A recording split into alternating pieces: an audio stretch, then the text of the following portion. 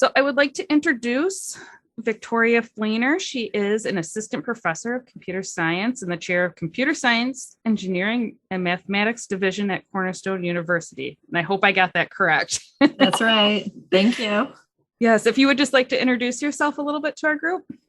Sure, I can do that. As Sarah said, I now serve in a role with computer science. However, previously I've had a couple of different roles. So a little bit just kind of briefly about my experience and my pathway. I actually received my first degree, I would say going back to a while ago. I got my first degree in English at the time. My school didn't even have a computer science degree. So I started out in something that I loved, which is reading and writing. And I took a programming class, actually my last semester of my first undergrad degree, which was in 1993. And I happened to go to school in the time period where many people went to school with a typewriter and came home with a computer. So in that 4 years, some tremendous things happened. The internet was a thing. It wasn't when I started, it was when I finished. There was a very elementary way to do Windows. It was like a command line interface. The way back when was a little bit more difficult than it is now. But then I went and I ended up getting another bachelor's degree with a computer-based focus. And then since then have worked through now finishing almost my second graduate degree. So those of you who think you're going to be done with school at a certain time, don't ever plan on it, because here I am still in school. And I just feel like I just will always be in school. So I did have a career as a programmer analyst for many years, and then decided to teach. And I taught for a while at Aquinas College, which is a little bit down the road from where I am now. And I've been at Cornerstone this is my 7th year. Awesome. Thank you. I love it when you can say, I'm literally older than Google, and people are like, no, really, I am. Yes. I don't know if it's a compliment to myself to admit that, but well, I think maybe for most of us in the room, it's true. So I love it. Well, thank you for sharing that. So if you are okay, we'll kind of jump into some of our questions here. And if any of our people that have joined us have any questions, feel free to jump in and ask those. We can also share the link to the agenda for this panel in the chat, and you can add any of your notes or things in there as well, and we'll try and address those, and we can also circle back around at the end here. So we'll start off with Ron. So when you think about the computer science experiences that you had, you mentioned when you first started up as a undergraduate and took that class. What are some of the experiences that you've had that have kind of led you to where you are today? And what are some interesting problems that you may have worked on too on the way? Yeah, sure.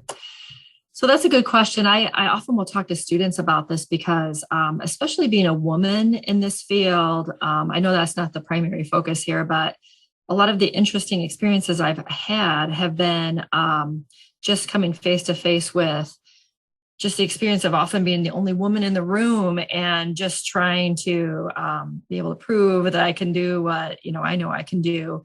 And so I even remember my first connection with some kind of a computer-based experience was in high school. There was one of the very first personal computers was called a Commodore Super Pet. And that's what I used in 1987 or something like that. And I had a female teacher at that time. She had been in the military and she was in her 60s, I think, still teaching K-12. And she actually taught us to write a little BASIC program. And I just think back to that and I think how unique that experience was. I'm sure there weren't a lot of other people in the 80s doing that kind of a thing.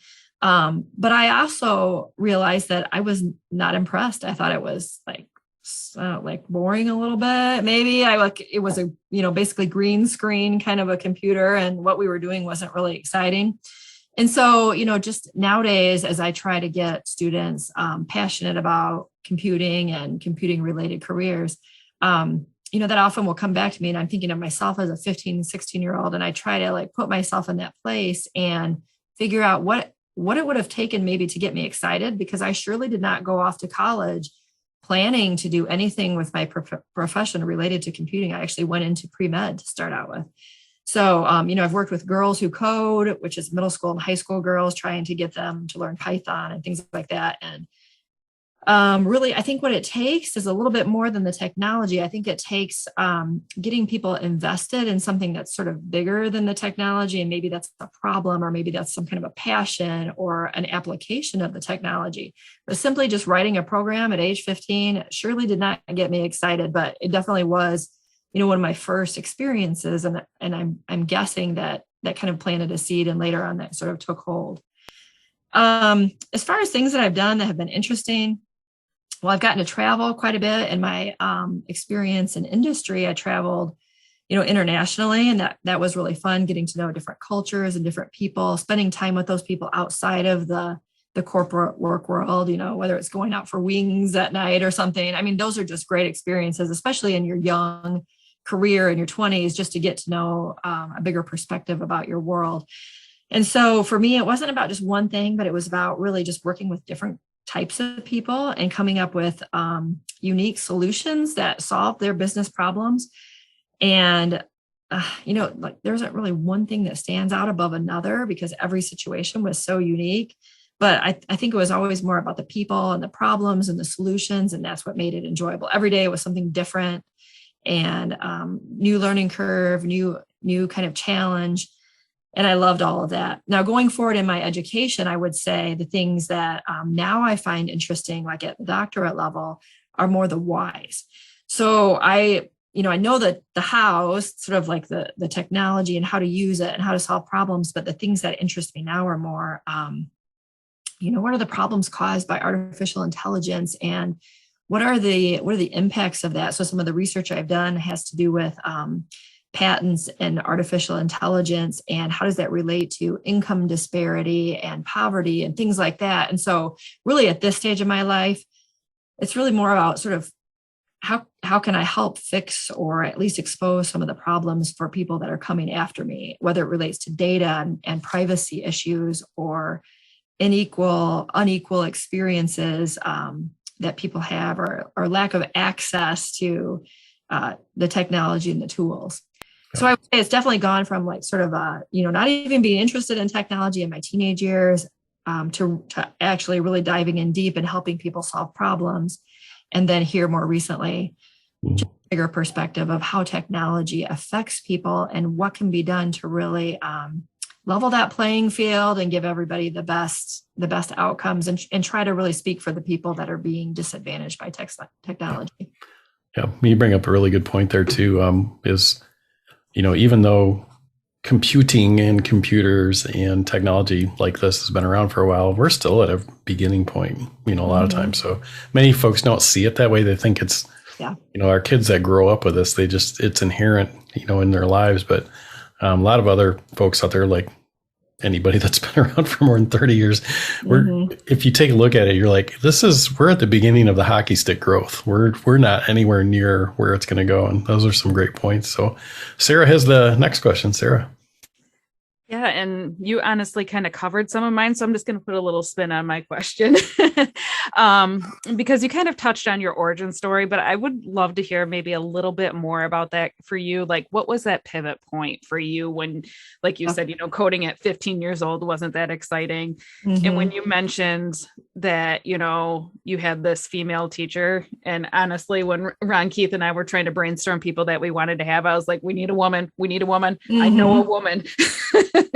and you were one of the first people that came to mind, because for me, you were that first female that I had in sort of any sort of technology role. And like, for me, that was a game changer. So I just want to let you know how inspiring you are to me. Oh, that's really nice. To continue on that, because for the majority, I think I only had maybe one or two classes. Like, I was the only female in any of my computer science classes. So I'm very curious for you, what was that pivot point for you that really spoke to you and said, this is what I want to do, even if I am that only female in the room? Wow, that's a good point, because it's hard to pinpoint one thing, but I think that programming class I took my senior year, that definitely ignited something. It was too late for me to change my major. I was like going to graduate in 2 months or something. And so, I just loved it. I don't even remember who was in the room. So I don't remember if I was the only woman at that point or not. This is like 1993, but I loved it. But, I was going to graduate. So I went ahead and graduated. I got a job in my major, which was writing. I got a job as a technical writer for a software company. And I just think that was so fortuitous that I ended up working for a development organization. So I did that for a couple of years. And what I found was I was just exposed to it all the time. And so I got to kind of learn the environment, learn the code. And I think, honestly, I was one of the only women that worked there. So, I've always had this experience where I'm one of the only women. It wasn't really an obstacle for me, but I think there is something to be said about just the way that you're raised and the messages that you're told as a woman, like that you can do this. And I was raised with very parents that taught me to be very independent and were constantly supporting me in whatever I wanted to do. My teachers were doing that as well. So I never felt like I couldn't do it. That's part of it. And I have experienced that with students, and I've really had to talk them off that ledge. But some of it is just in college, I think, just figuring out what you're good at and what you like to do. And it's not just going with maybe the idea of what you think would be cool or what other people say that you would be good at, but you have to figure out really what's right for you. And some people it just takes longer. And so, I'm at this job, I'm writing, and I start going back to school to take more computing classes. And that was really the pivot point there where I wasn't even done with that second degree. And my employer said, well, would you like to have one of these developer roles? And I thought, well, I have to have this degree first. And they didn't really even care at that point. They were just like, no, we're going to put you in this role. You get it, you can figure it out. And then that was it. I just did that. I've been doing that actually ever since. So it's not just one thing. I think it's just about following what you think you're good at and continuing to move forward. And I think opportunities will open up to you. For me, it happened in a very unique way. I don't know if I hadn't worked for a software company, how that might have developed. It's hard to look back and think about how things might have happened if it went a different way. But that's just how it happened to me. It was just in an industry where it was very obvious that could be a next step. No, and I love how you said that too, that it was, following your passions and finding what you're good at, and maybe what you're good at is not necessarily upfront. You're not thinking that I'm a good programmer, I'm a good coder, but I'm a very good critical thinker. Like maybe this might be a good path for me. So no, that's a great point that you bring up. Keith. All right. So you've talked a little bit about, your background and a lot of the issues and different trends, I think, that you've seen along the way with computer science. But I'm wondering if we can kind of fast forward to now in your current space. So what do you find to be the most promising trends in computer science right now? And then how does that intersect with the work you do right now? Yeah. Okay. That's a great question.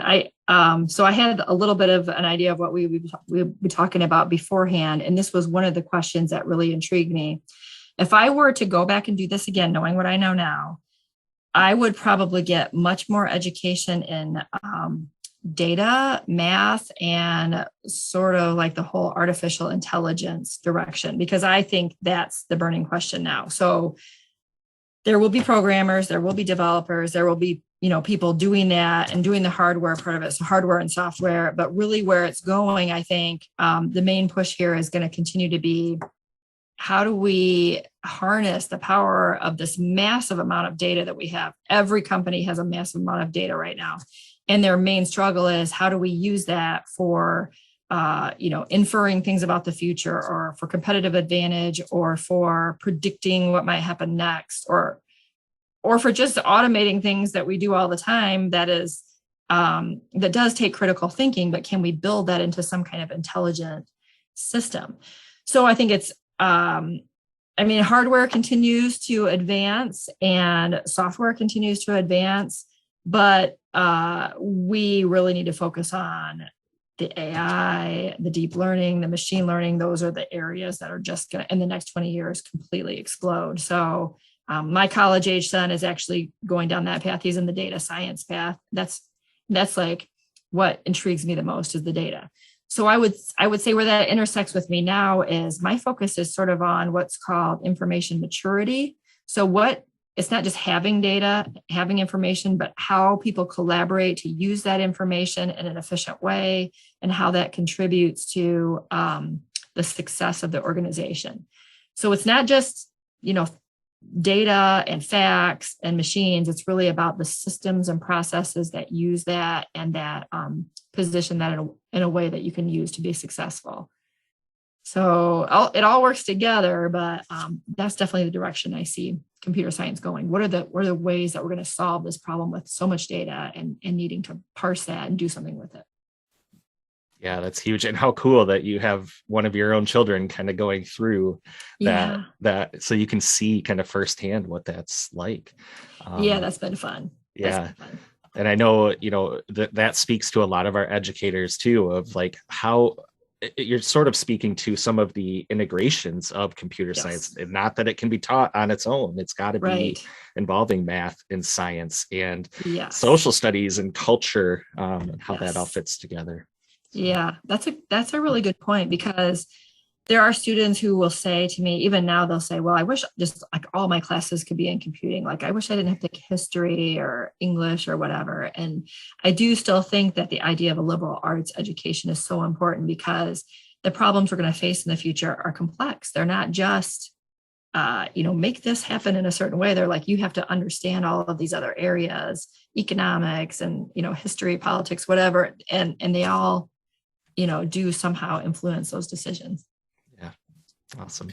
Thank you. I think that point about too is having that well-rounded liberal education is a really great thing, because we all need to actually and always learn from history. History has a great influence on where we go forward. Especially thinking about, I know you mentioned economics in there. To me, that's a big one, because, we all run on incentives in some way, and the incentive structures for a lot of this really drive computer science and what sort of things get pushed out there. So thinking about that, what do you think's the biggest misconception about computer science careers for the students that you work with? Well, I think there are a couple of misconceptions. I think one is that you'll sit in a cubicle all day and code and never talk to anybody. That is definitely not true. Probably for some of us, we wish it was true. I think I saw a report about somebody that worked at Amazon at their central headquarters one time. And I think they said like more than a third of their day was in meetings, like maybe up to half of every day was meetings. So really what's very important now is just teamwork and collaboration. You can't do what you need to do alone.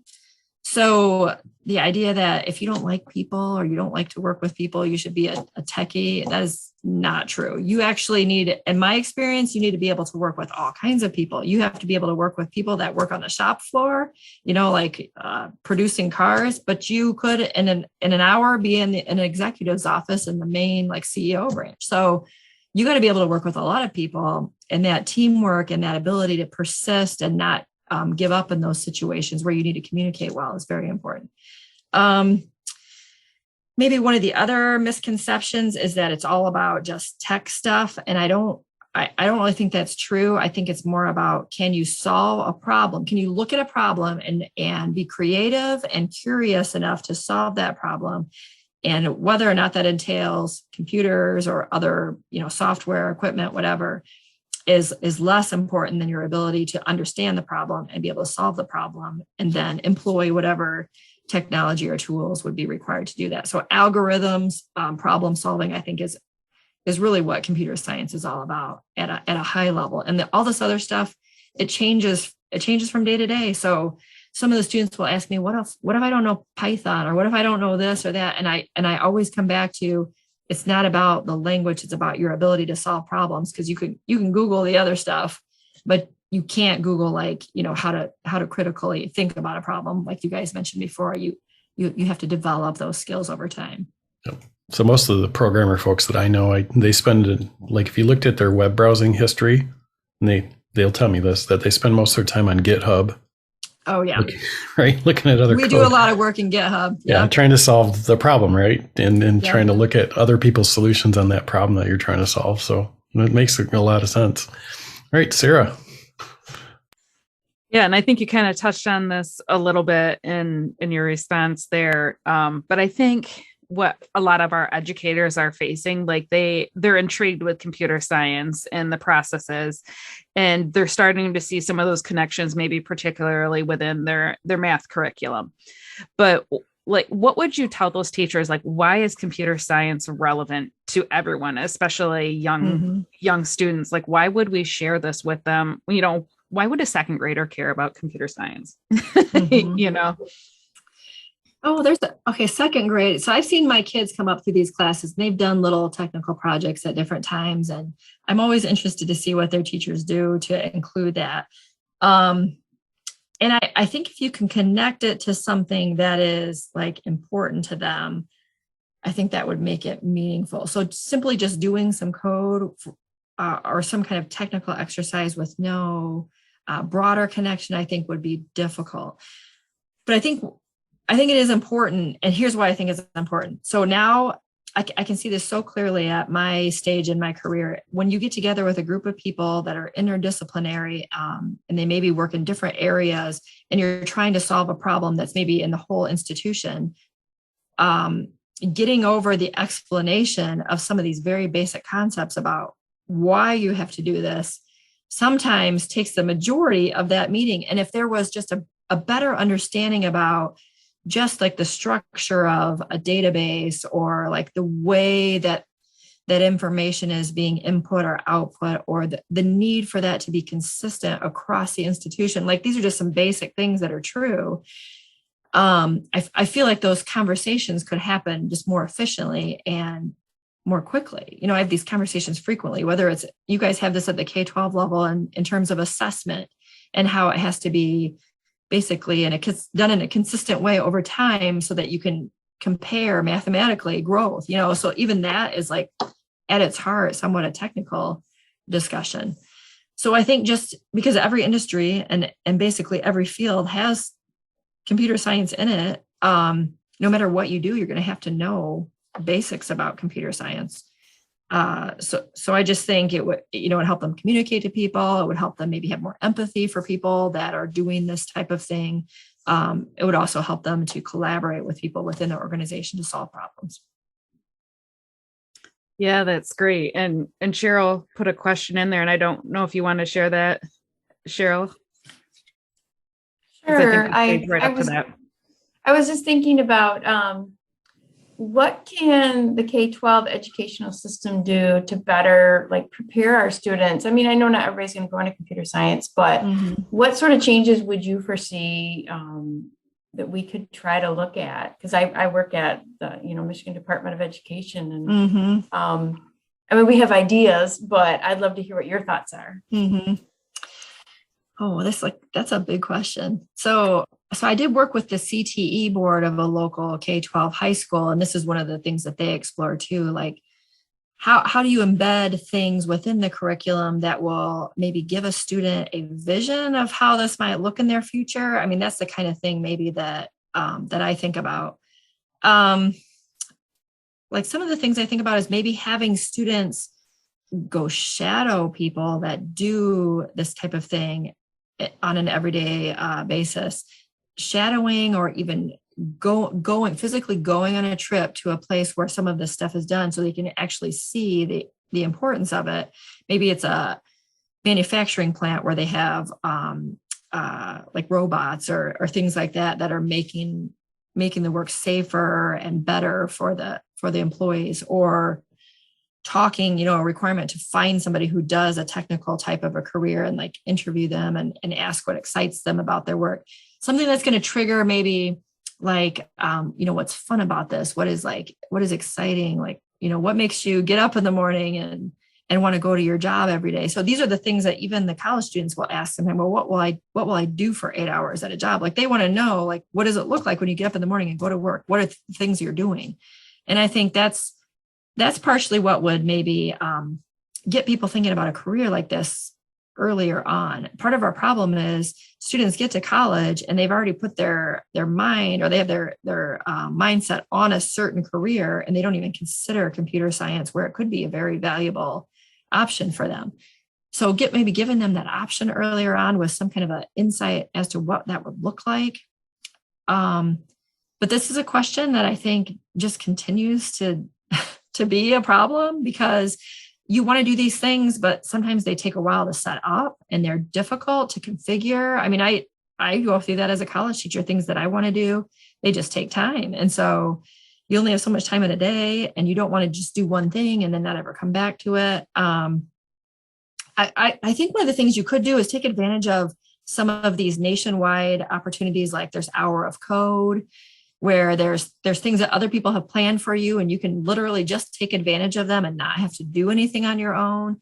Or if there's like some kind of competition that your students could be involved in, where they get some support from some nonprofit organization, or they get some mentoring help, you could really draw on some of these other resources and pull that in.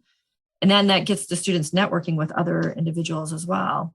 I mean, there's not one right answer on that, but just more exposure, more hands-on interaction, just so it maybe doesn't seem so far off and difficult. Maybe that's what it is, because it's just a little bit at a time. It's not like you're just going to know everything at once, And so sometimes I think students are just overwhelmed by the prospect of computer science in general, and they can't even imagine it. But if they could envision it, they can visualize themselves doing it. I think that's one of the keys. Thank you. Thank you very much. That was a good answer. No, I love that. And what you said there, it made me think around the time of Hour of Code this year, like I don't listen to her really, but Doja Cat had released a video that allowed you to code her video. And so it was cool. A big release. And so like my daughter was all about that as a 13-year-old who was like, oh, this is cool new music, but like the fact that her video was not necessarily set and released, that you kind of got to dictate the path of it, was like a cool way for her to see like, oh, this could be whatever I want it to be. It was a pretty cool experience. And for me, that was one of those things where I was like, I wish we had more of things like this that connected to people that kids can relate to in some way. And so that just kind of hooks them in a little bit. Yeah. So if there could be things like that, plus maybe somebody just explaining how a person could use that in the classroom, because even that, like even you just saying that, like, is there any support, or is there a step-by-step instruction? Like, this is how you would do this in the classroom, and leading you through all the steps. Because sometimes even just the overhead of getting whatever this is set up is prohibitive. So yeah. Yeah. Gives you a lot to think about, I know. I don't know who Doja Cat even is. So like I said, I don't listen to her. All right, that's okay. Time to add her to your playlist. Oh. All right. So I think my question flows sort of from what we just talked about. And then I see Ann Thorpe's got a question coming up next. So my question is, what advice do you have for K-12 educators that want to teach computer science? And I know you're working with students that are kind of at the college level, but thinking about our teachers that are currently in the workforce, how do we get them to begin? So this might come from my lack of knowledge about how that would happen. Like, I have just a little bit of experience in that area. My husband works in K-12, but would someone volunteer that interest from within the teaching community, because typically in my experience, it would be like maybe a math teacher, they might have natural affinity, and then they would be asked to teach AP computer science or something like that. Is that? Sure.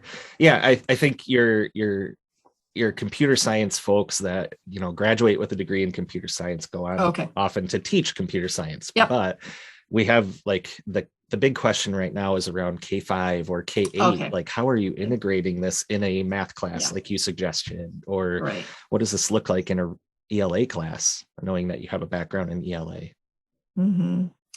I think anytime you can get students in an environment where they're using a computer for something that's not a video game, but they're producing something, all of that is working toward helping their familiarity. So I even see I saw my sons work through in elementary, doing PowerPoints and being challenged to go above and beyond and integrate media with that, things like that. And obviously with COVID, they had to do a lot, through technical environments. I think probably what would be helpful within a school district would be to have an individual who would be helping develop those types of curriculum exercises, and then instructing different student or different teachers to use them at the same time. So maybe, how they have sometimes a math curriculum integrator or something, and then they will develop things and spread those across the different schools and within the different grade units. You could do something like that, because then that person would have the time to develop the approach, the outcomes, all of that. And then they could have maybe during a professional development day, some kind of a just handoff exercise, maybe lead them through that. And then those teachers would be equipped to go do it. I think possibly things like that would help get those students over this obstacle of having to come up with that content themselves. I can see how that would just be difficult. But honestly, integrating it within the other subjects is what makes it more fun. Like if you have to develop a video or something on some historical event, or, and I know instructors do this all the time, or educators do this all the time. So that's probably not new, but, getting more deep into the computer science area and doing more related to code, or even automating something like that.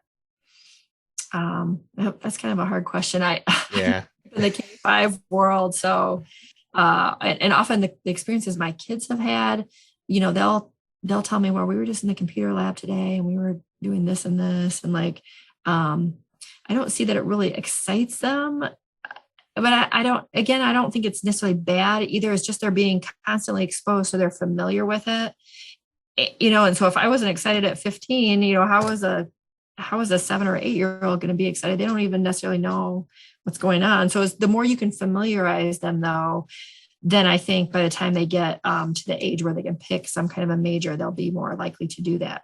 I also think another thing that we're moving toward at the college level is this idea of badges. So certificates and badges. So if students pursue learning with the goal of getting some, it's just like a little thing that says you made it through this. If those types of things were integrated in classes, then you're actually allowing the students to use resources that are already there, like Code Academy and some of those sites. And that could even be integrated as part of their grade. Like you just make it through these tutorials, you get this badge, just completing that gives you like 5% of your grade or something like that. So actually many colleges around here are actually embedding those that idea of badges and certificates within their courses, because it also gives you something to put on your resume or put out on your LinkedIn. Again, that's different age level, but for these other students, it would help them just improve their skills. Yeah. I know, just speaking to the micro-credentialing or badging, yes, right. I know that's been a concept thrown around in K-12 for a little while now, and it's really cool to hear that that's being implemented at the college level. And maybe that provides a little more support for getting that rolling more in K-12 as well. Yeah, because the other thing it does is it really gets the students into this habit of learning on their own, because they're going out to where the resources are and they're pursuing them, and they're doing that on their own time when they feel like, they have the headspace to do it or whatever. And those are the skills that we're trying to teach, because that's what you have to do in this field. I mean, the problems you're going to face tomorrow will be different than they are today. So you have to be able to learn on your own. So, I think that will be a strategy going forward for sure. Yeah. And I just want to point out, you made a really good point about, just having teachers who leverage technology and ask students to even something as simple as, hey, go build a Google slide or a PowerPoint or something, is starting to build some of those skills that help in the future as you get into computer science. It's laying a very basic foundation, but helps make people aware. So good. Okay. I'm going to turn it over to Anne, who has a question for you in the chat. Hi, Victoria. Hi. Thanks for being here. This is so interesting. I'm taking everything you've said and just kind of packaging it into this project I'm working on with our CTC over here in Ottawa County. I'm wondering if you would be able to share the work you did with them, or give us a contact name that I could contact them about how they're compacting all of this together. Where our team is working on it. The PD is actually going to take place in late August, and then throughout all of next year. And I love the idea of getting the students excited about something and something that they will carry through as they grow and move into careers as well. So did you say CTC? Yeah, our CTE program is called CTC. It's Career Line Tech Center, but it's the CTE program for the County of Ottawa. Okay. So the program I was working with was CTE, and that was at Lakewood, which is over in the Lake Odessa area.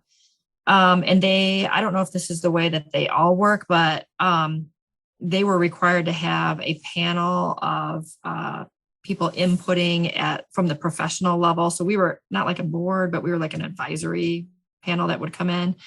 So I wasn't involved in developing any curriculum, but just maybe giving, along with several other people, we were sort of giving the teachers some input or some support from what we found to be important at the industry level and resources that he might be able to draw from. So it was really about that teacher reaching out and getting support from the industry, even as we do in the college, we have advisory councils for our programs. So in his case, it was primarily accounting because they had some accounting classes embedded where they could then take tests and get some certificates that would basically waive the first couple of classes in college. It was sort of like a middle college type thing. But as a result of that, they were able to buy new technology, new computers and things like that in the school. And some of the stuff that we were helping with was just connections to local areas where they could go for tours and for sort of experiences like I was talking about in industry that would get them excited. So like they went to Steelcase and they went to a bank. I mean, they were able to raise money having like just internal little fundraisers, and they would use that to fund trips to some of these places as a group of upper high school students. So I don't know if that's exactly what you were asking for. That's probably not super helpful, but that's some of the stuff that they were doing. One of the things we're really looking at is trying to add more holistic elements to the program. So thank you. No, that's helpful. Thank you very much. I was just going to pipe in and put in a plug for the Careerline Tech Center in Ottawa County. I really think that it's so critical to have those industry voices in those programs at the Careerline Tech Center, and bringing a modern perspective and getting those employers. Like IT is something that is so common across multiple industries. Right. So it's not just, the atomic object companies, software development companies of the world. So yeah. But it's really been interesting. Ottawa Area ISD they're pulling in Anne and some other content specialists like math folks to consult with their career tech center to bring a STEM element out in all of their programs. So that's exciting as well. Okay. So you're already doing that. That sounds great. Yeah, my husband works at Ottawa Area ISD. He's like the assistant soup for IT and information security, technology, and safety, something like that. Oh, cool. Okay. Yeah, so he's really interested in graduates of that Careerline Tech Center program being potential employees of the information services department at the ISD. Okay. So interestingly enough, the organization itself is interested in the pipeline coming out of those computer science programs. Well, the other thing that I think needs to be strengthened about those ISD tech centers is some type of more clear articulation agreements with the colleges. Because I have had a couple of students come in here. Maybe they do have stronger agreements with like some of the state colleges or the larger colleges, but they are definitely getting certification, especially network certifications, things like that at the high school level, which is really college content, but to make sure that they get appropriate college credit for that, like they would at a community college or something. I think that's something to focus on as well. So I've seen some great things coming out of those tech centers. Yeah. And I think it's just fascinating how this conversation just really kind of naturally went to the career aspect, because that's ultimately where our students are going to be ending up, is somewhere in the real world, whether that be a career, a trade, or, doing something. And how can we prepare them to be, active, contributing citizens to our society? And in some ways, whether it's knowing how to code or it's learning how to break down a problem. I mean, if you can, put that decomposition practice into action, like that's a huge skill. That's hard to take something really big and go really, break that down into those small parts. So I think that's fantastic how we're all kind of coming at this from different angles. So I really appreciate that.